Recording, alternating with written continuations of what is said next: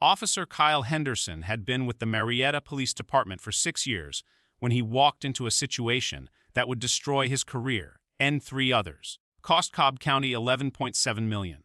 He was 31 years old, experienced enough to know better, old enough to understand the consequences of his actions, but apparently convinced that his judgment about who looked suspicious in a church parking lot was more reliable than a funeral program, a badge number, and the testimony of 24 witnesses in formal mourning attire. One Saturday afternoon in June outside Mount Olivet Baptist Church in Marietta, Georgia, Henderson responded to a call about suspicious individuals outside a funeral service. The suspicious individuals were 6 black men in dark suits carrying a casket. One of them was Detective Marcus Freeman, a 14-year veteran of the Atlanta Police Department's Homicide Division, burying his mother after a 2-year battle with cancer. What Henderson did next, refusing to verify Freeman's credentials, placing him in handcuffs in front of his grieving family, and forcing the funeral procession to stop while Freeman was detained, would become proof of how racial profiling doesn't stop for grief, doesn't pause for family, and doesn't care about badges when the person wearing it doesn't fit the assumption of what a detective should look like. A black man in his late 30s, Detective Marcus Freeman, was standing in the June heat outside Mount Olivet Baptist Church, hands gripping the brass handles of his mother's mahogany casket. His dress uniform was pressed, his badge clipped to his belt beneath his jacket, his face streaked with tears he'd been fighting all morning. No crime, no disturbance, no threat, just a son preparing to carry his mother to her final rest. But Officer Henderson saw him through a filter so distorted by assumptions about who looked criminal in a predominantly white suburb that he couldn't process 6 men in suits carrying a casket as mourners at a funeral. Before we dive deeper into what happened next, where are you watching from? If this is your first time here, please hit that subscribe button. Stories like these need to be shared, and your support helps us bring more truth to light. Mount Olivet Baptist Church sits on Whitlock Avenue in Marietta, Georgia, just north of the I-75 corridor. It's a modest brick building erected in 1968, known in the community for its Wednesday night Bible studies, its Sunday gospel choir, and its reputation as a place where 3 generations of black families have celebrated births, marriages, and mourned deaths. The sanctuary seats 200. The parking lot holds maybe 50 cars, bordered by Bradford pear trees that were planted when the church was built and now tower over the asphalt, providing shade in the brutal Georgia summer. It was 2:15 p.m. on a Saturday in late June. The temperature had climbed to 94 degrees. The humidity made the air thick. The kind of afternoon where even standing still leaves you sweating. The funeral for Ms. Dorothy Freeman had drawn 180 people. Family, friends, church members, colleagues from the elementary school where she'd taught 2nd grade for 32 years. The parking lot was full. Cars lined the street. People in black dresses and dark suits stood in clusters beneath the trees, fanning themselves with funeral programs, speaking in low voices about Ms. Dorothy's kindness, her strength, the grace with which she'd faced her illness. The casket had been wheeled to the hearse. 6 men, her sons, nephews, and lifelong friends, had gathered to carry it the final 30 feet from the church steps to the waiting vehicle. The kind of moment that happens at funerals across America every day, solemn and sacred, meant to be private in its grief. Detective Marcus Freeman had been with the Atlanta Police Department for 14 years. 14 years working cases that required relentless focus, patience under pressure, and an ability to piece together evidence from fragments of trauma. He'd spent 9 years in homicide, solving cases that other detectives had given up on, tracking down witnesses who didn't want to be found, testifying in trials that sent killers to prison for life. Before that, he'd worked 5 years in major crimes, investigating armed robberies, aggravated assaults, gang activity. He'd received the Medal of Valor twice, once for disarming a suspect during a hostage situation, once for pulling a family from a burning vehicle during a pursuit. His clearance rate in homicide was 82%, well above the national average. His supervisors called him tenacious. His fellow detectives called him the guy you wanted on your case if someone you loved was murdered. Marcus Freeman had graduated from Georgia State University with a degree in criminal justice, then entered the police academy at 24. He'd finished 2nd in his class. He'd clerked for 2 years with the Fulton County District Attorney's Office before joining APD, learning how prosecutors built cases, what evidence held up in court, how testimony could make or break a conviction. He'd been nominated for the department's Investigator of the Year award 3 times. He'd trained junior detectives. He'd testified in 47 homicide trials. He'd never had a case overturned on appeal. At 38 years old, Marcus Freeman was exactly where he'd worked to be respected, trusted, and carrying the weight of solving murders in a city where violence often went unanswered. He was married to Adrienne, a pediatric nurse. They had 2 daughters, ages 6 and 9. He coached youth basketball on weekends. He attended Mount Olivet Baptist Church when his schedule allowed, sitting in the same pew where his mother had sat for 40 years. That Saturday, Freeman had taken bereavement leave to bury his mother. Freeman had died on Tuesday after a 2-year fight with stage 4 pancreatic cancer. She was 67 years old. She'd been a second-grade teacher at Happaville Elementary for 32 years, shaping the lives of hundreds of children, sending cards to former students when they graduated high school, attending their weddings, mourning with their families when they faced losses of their own. She'd raised 4 sons alone after her husband died in a workplace accident when Marcus was 12. She'd worked 2 jobs to put them through college. She'd never missed a game, a recital, a parent-teacher conference. She was, by every measure, beloved. The funeral had been planned for weeks. Family had flown in from Chicago, Detroit, Houston. The church had been packed. The eulogy had been delivered by Pastor Raymond Clark, who'd known Dorothy for 30 years. The choir had sung, "Precious Lord, Take My Hand." Marcus had delivered a tribute that left half the congregation in tears, talking about his mother's strength, her faith, the way she'd faced death with the same grace she'd faced life. Now, at 1:15 p.m., the service was over. The casket was being moved to the hearse. Marcus wore his full Atlanta PD dress uniform, dark blue jacket with brass buttons, badge on the chest, rank insignia on the shoulders, perfectly creased trousers, polished black shoes. His weapon was locked in his personal vehicle, per protocol. He wasn't on duty. He was burying his mother. He stood at the front left position of the casket, his hand gripping the brass handle, his uncle Robert at the front right. His brothers behind him, his cousin Darnell at the rear. They'd lifted the casket from the wheeled cart. They were 30 feet from the hearse, walking slowly, carefully, the weight of the casket and the weight of the moment pressing down on all of them. Marcus looked like what he was, a decorated detective burying the woman who'd raised him. He'd spoken to everyone with quiet respect. He'd hugged aunts and cousins he hadn't seen in years. He'd held his daughter's hands during the service, explaining that Grandma was in heaven now, that it was okay to cry. But to one officer in a patrol car driving past Mount Olivet Baptist Church, Marcus Freeman and the 5 other black men carrying a casket didn't look like mourners at a funeral. They looked suspicious, and that officer decided to do something about it. Officer Kyle Henderson was 31 years old. He'd been a patrol officer with the Marietta Police Department for 6 years, hired straight out of the police academy with plans to work his way up to detective. Maybe scut something with more action than traffic stops and domestic calls. He was eager, confident, and deeply convinced that his instincts about criminal behavior were sharper than most. His supervisors described him in evaluations as proactive, but sometimes lacking in judgment regarding when intervention was necessary. In 6 years, Kyle Henderson had compiled a record that should have ended his career long before he arrived at Mount Olivet Baptist Church. 9 complaints. 9. 7 of them involved allegations of racial profiling or unlawful detention of black residents in situations where no crime had occurred. 2 had been sustained, resulting in written reprimands and mandatory implicit bias training. The other 7 had been dismissed with findings of insufficient evidence, despite witness statements, video recordings, and patterns so obvious they might as well have been highlighted in red. Henderson had a pattern.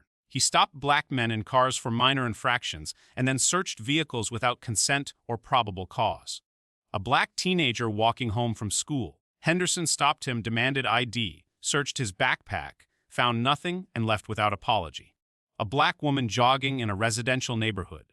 Henderson followed her for 3 blocks in his patrol car before pulling over to ask where she was going and whether she lived in the area. A black man sitting in his own driveway, Henderson approached, questioned whether he owned the home, demanded proof of residence, and called for backup when the man, exhausted and angry, told him to leave his property.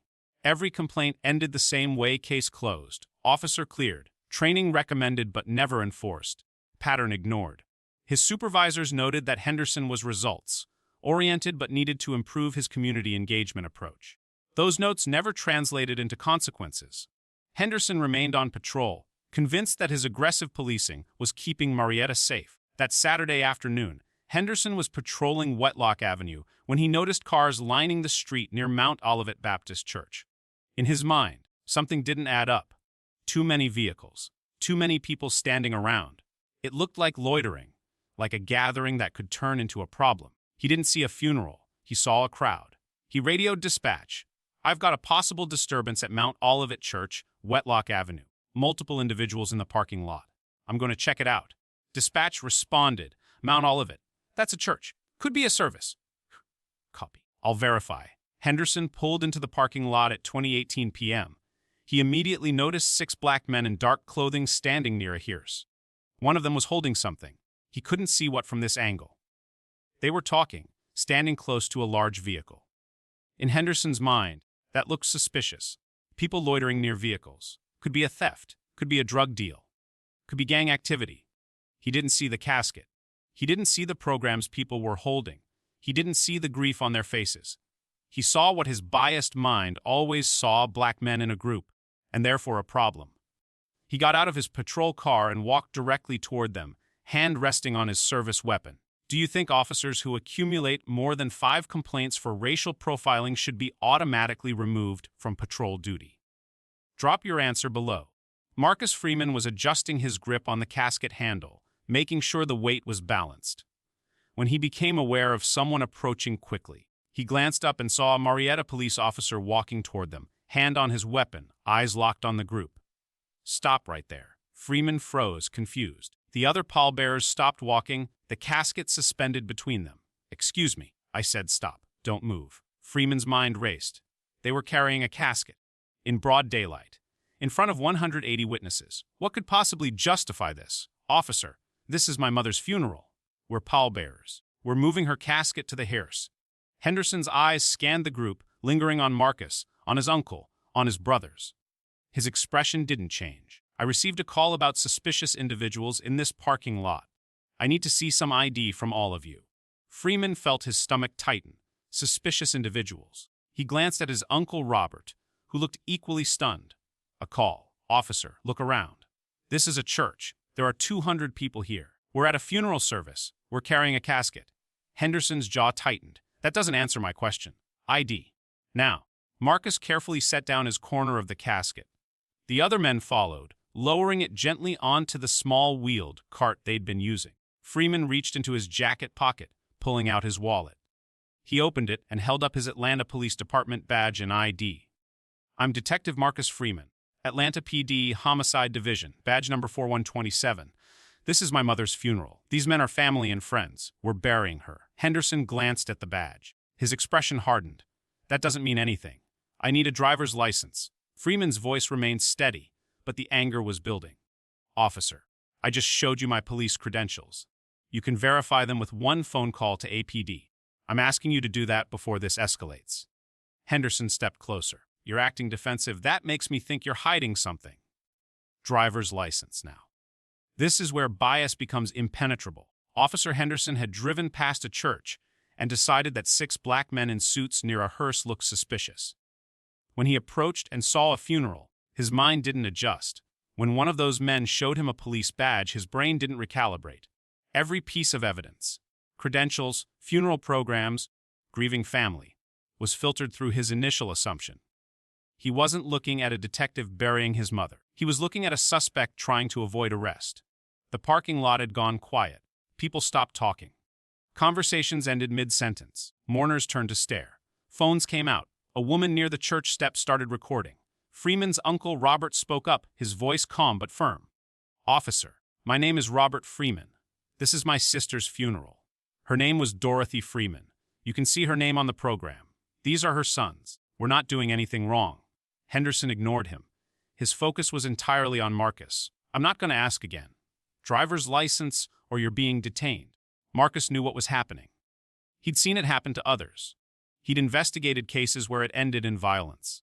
He'd testified in trials where officers claimed they feared for their lives because a black man reached for their wallet.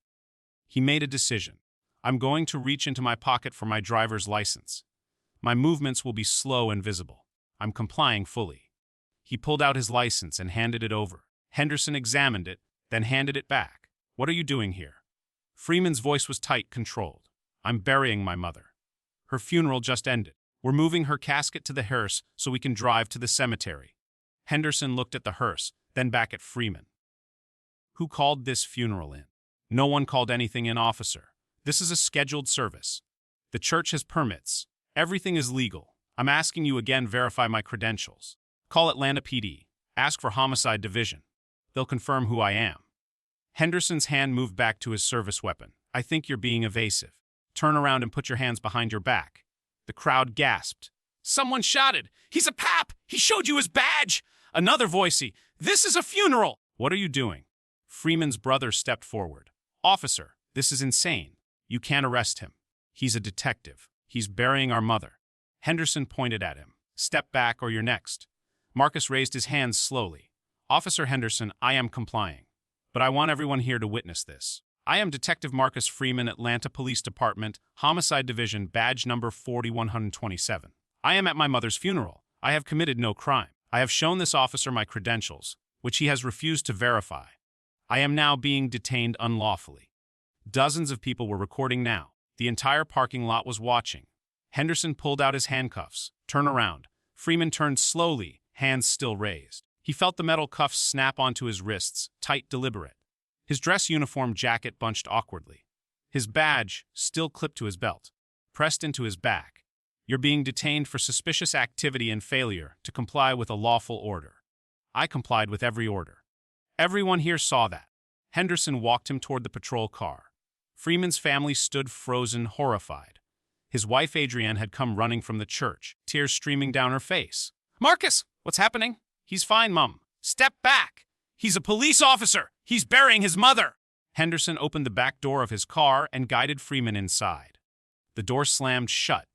Through the window, Freeman could see his daughters watching, crying, confused. He could see his mother's casket sitting on the cart, abandoned. He could see 180 people, witnesses to injustice, recording everything. Should officers be required to verify law enforcement credentials before detaining fellow officers? Let me know what you think. Captain Stephen Morales arrived at Mount Olivet Baptist Church within 8 minutes. He was a 23-year veteran of the Marietta Police Department, the kind of supervisor who'd seen enough officer mistakes to know when something had gone catastrophically wrong. He'd been monitoring radio traffic when he heard Henderson's call about a disturbance at a church. Something about it didn't sit right. A disturbance at a funeral service. That made no sense. He pulled into the parking lot and immediately saw what Henderson had done. A man in an Atlanta PD dress uniform sitting in the back of a patrol car, hands cuffed behind his back. A crowd of mourners, visibly upset, some filming. A casket sitting unattended near a hearse. And Henderson standing next to his vehicle, looking defensive. Morales got out and walked directly to Henderson. What do you have? Henderson straightened. Suspicious individuals in the parking lot. This one refused to comply with orders. He's being detained. Morales looked at the man in the back seat. He was wearing a police dress uniform. A badge was visible on his belt. Henderson, is that a police officer? He claims to be Atlanta PD. I haven't verified it. Did he show you credentials? He showed me a badge. Could be fake. Morales' voice dropped to something cold. Did you call Atlanta PD to verify? I was securing the scene first. Morales walked to the patrol car and opened the door. The man inside looked up, his expression a mix of anger and exhaustion. Sir, I'm Captain Morales. What's your name? Detective Marcus Freeman, Atlanta Police Department, Homicide Division, 4127. I'm here burying my mother.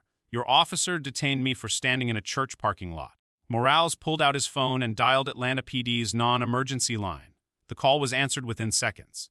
This is Captain Morales, Marietta PD. I need to verify an officer. Name Marcus Freeman. Badge number 4127. Claims he's Homicide Division. The confirmation came back immediately. Detective Marcus Freeman. Active duty. Homicide Division. 14 years of service. Is there a problem? Morales closed his eyes briefly.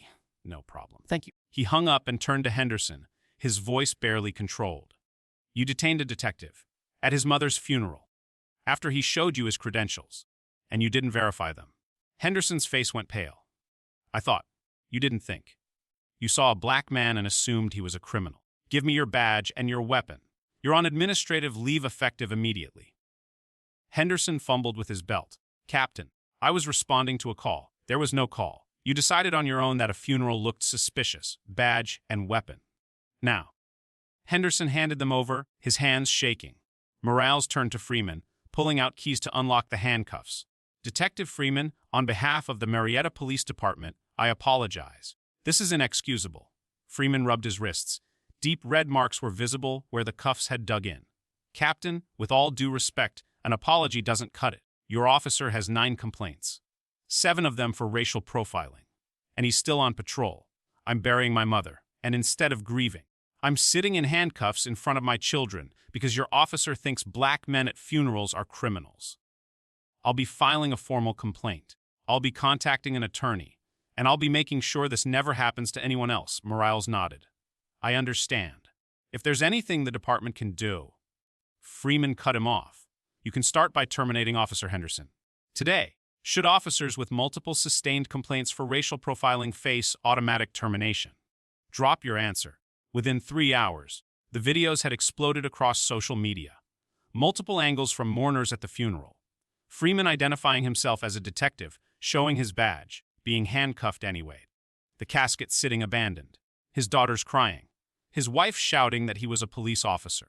Homicide detective arrested at mother's funeral for looking suspicious while black.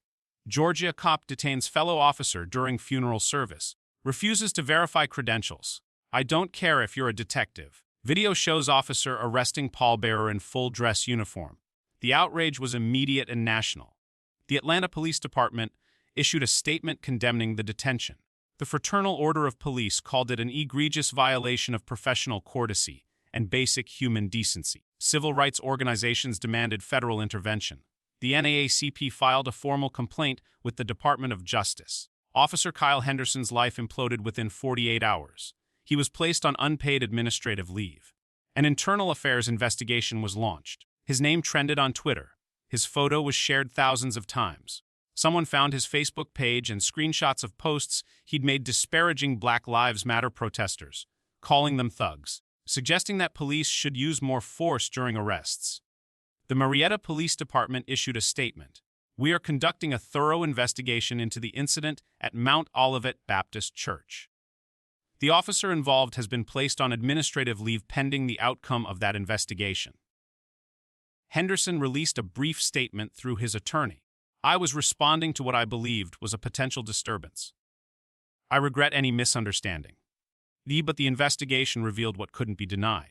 Complaints over 6 years, 7 involving racial profiling, 2 sustained, 7 dismissed despite evidence. Henderson had stopped black residents in situations where no crime existed, demanded ID without legal justification, searched property without consent, and treated compliance as suspicious. The pattern was documented, extensive, and ignored by every supervisor who'd reviewed his file.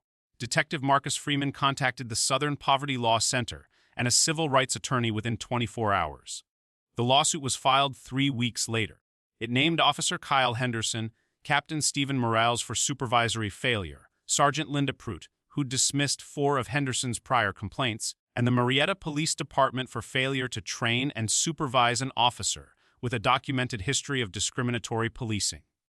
The claims were comprehensive: unlawful detention without probable cause, false imprisonment in front of family and community, violation of federal civil rights under 42 U.S.C. So 1983, racial profiling and discrimination based on race, intentional infliction of emotional distress, failure to verify law enforcement credentials despite repeated requests, excessive use of force through unnecessary handcuffing, and systemic failure to discipline an officer with 9 prior complaints related to racial bias. The complaint included Henderson's complete disciplinary record. 9 complaints over 6 years. Specific incidents documented: a black teenager stopped for walking while carrying a backpack, a black woman questioned for jogging in a white neighborhood, a black man detained for sitting in his own driveway. All dismissed, all followed by training that Henderson ignored. The city's attorneys reviewed the evidence and reached the same conclusion: the videos made obvious indefensible. There was no legal justification for the detention. Freeman had identified himself. He'd shown credentials. He was in full dress uniform. He'd committed no crime. He'd violated no law. He was burying his mother. Cobb County settled 14 months later. The settlement was staggering $11.7 million paid to Detective Marcus Freeman. But the terms went beyond money. The settlement required the termination of Officer Kyle Henderson, Sergeant Linda Pruitt, who dismissed complaints without investigation, Captain Stephen Morales for supervisory failure, and Deputy Chief Alan Brennan, who'd signed off on keeping Henderson on patrol despite his record. All four were terminated for cause, their names entered into the National Desertification Index, their law enforcement careers over. Officer Kyle Henderson was fired 16 months after the incident. The termination letter was final. Officer Henderson detained a fellow law enforcement officer without probable cause during a funeral service. Despite 9 prior complaints documenting a pattern of racial profiling, Officer Henderson continued to engage in discriminatory policing. His employment is terminated immediately. Henderson's attorney attempted to fight the termination. The police union reviewed the evidence and withdrew support. Henderson's name was permanently entered into the database that tracks decertified officers. His career in law enforcement ended at 32 years old. Sergeant Linda Pruitt, who dismissed 7 of Henderson's complaints with minimal investigation, was also terminated. Her termination letter was equally damning. Sergeant Pruitt failed to properly investigate multiple complaints alleging racial profiling, ignored witness testimony, and dismissed patterns of discriminatory behavior that were evident from even a cursory review of Officer Henderson's record. Captain Stephen Morales and Deputy Chief Alan Brennan, both of whom had signed off on evaluations noting Henderson's lack of community sensitivity, but recommending only training, were also fired for careers over. The entire chain of command that had protected Kyle Henderson was dismantled. Detective Marcus Freeman testified at a Cobb County Commission meeting 9 months after the incident. His testimony was delivered in full dress uniform, his voice steady but edged with something that sounded like exhaustion. I'm a homicide detective with 14 years of experience with the Atlanta Police Department. Solved 87 murder cases. I've testified in 47 trials. I've received the Medal of Valor twice. I carry a badge. I carry the authority of the law. And none of it mattered when Officer Kyle Henderson saw me standing in a church parking lot. He paused, his eyes scanning the room. On June 18th, I was burying my mother. She was 67 years old. She raised 4 sons alone after my father died. She was a teacher for 32 years. She died of cancer. I was standing with my family carrying her casket, wearing my dress uniform, with my badge visible, and I was detained, handcuffed. In front of my wife, in front of my daughters, in front of 180 people who came to honor my mother's memory. Another pause. His voice strengthened. Officer Henderson had 9 complaints in 6 years. 9. 7 of them involved allegations that he racially profiled black residents. 7. And he was still on patrol. Still carrying a gun, still given the authority to detain citizens. How does that happen? How does an officer accumulate 7 complaints for the same behavior and remain on duty? He looked directly at the commissioners. The settlement is $11.7 million. That's accountability. 4 officers were fired. That's consequences. But money and terminations don't undo the trauma of being arrested at your mother's funeral. They don't erase the image my daughters have of their father in handcuffs. They don't restore the dignity of a moment that should have been sacred. His voice dropped slightly but carried weight. If this can happen to me, a detective, in uniform with credentials, at a funeral, what happens to people who don't have a badge? What happens to the teenager walking home from school? What happens to the woman jogging in her neighborhood? What happens to the man sitting in his own driveway? Those people don't have the resources I have. They don't have the platform. And they sure as hell don't have a department backing them up when it goes wrong. The room was silent. Should police departments face federal oversight after systematic failure to discipline officers with multiple complaints? Drop your answer. This wasn't just about one funeral. This was about a department that had 9 chances to remove Kyle Henderson from patrol and chose not to. 9 complaints over 6 years. 7 involving racial profiling. 2 sustained. The other 7 dismissed despite witness testimony, video evidence, and a pattern so clear it might as well have been written in neon. Henderson's record told a story his supervisors ignored. Every complaint followed the same script. Henderson stops a black resident without cause, demands ID without legal justification, treats compliance as suspicious, escalates when questioned, and walks away without consequence. Each incident was treated in isolation. Each complaint was filed separately, reviewed separately, closed separately. No one connected the dots. No one asked why the same officer kept generating the same complaints involving the same demographic. Kyle Henderson's career is over. That's justice. Sergeant Linda Pruitt's career is over. That's accountability. Captain Stephen Morales and Deputy Chief Alan Brennan lost their badges. That's consequences. Cobb County paid $11.7 million. That's the price of systemic failure. But money and terminations don't undo what happened. They don't restore Marcus Freeman's ability to grieve his mother without the memory of handcuffs and humiliation. They don't erase the images his daughters carry of their father being treated like a criminal at their grandmother's funeral. The real question is, what changes now? Do police departments finally remove officers after 5 complaints instead of 9? Do supervisors finally connect patterns instead of dismissing them as isolated incidents? Do we finally acknowledge that no amount of credentials, no badge, no uniform is enough to protect black people from the assumption that they don't belong, that they're suspicious, that they're criminal? Because if we don't fix the systems that kept Kyle Henderson on patrol for 6 years despite 9 complaints, if we don't address the culture that taught supervisors to ignore evidence of racial bias until it became a national embarrassment, then we're just waiting for the next Henderson, the next Freeman, the next funeral interrupted by injustice. Comment if you believe this should be federal law. Police departments that fail to discipline officers after 3 sustained complaints for racial profiling face mandatory Department of Justice oversight and loss of federal funding. And if you think these stories need to be told, if you believe accountability starts with awareness and change starts with pressure, then hit that subscribe button. We're not stopping. We're going to keep exposing these patterns. We're going to keep demanding better. We're going to keep fighting for the detectives, the mourners, the families who deserve to bury their loved ones without being criminalized. This isn't just about one officer or one detective or one funeral. It's about all of us and the world we choose to accept. A world where a man can't bury his mother without being seen as a threat. A world where 9 complaints aren't enough to remove someone who has proven, repeatedly, that they can't police without bias. That world is unacceptable. And we're going to keep saying so until it changes.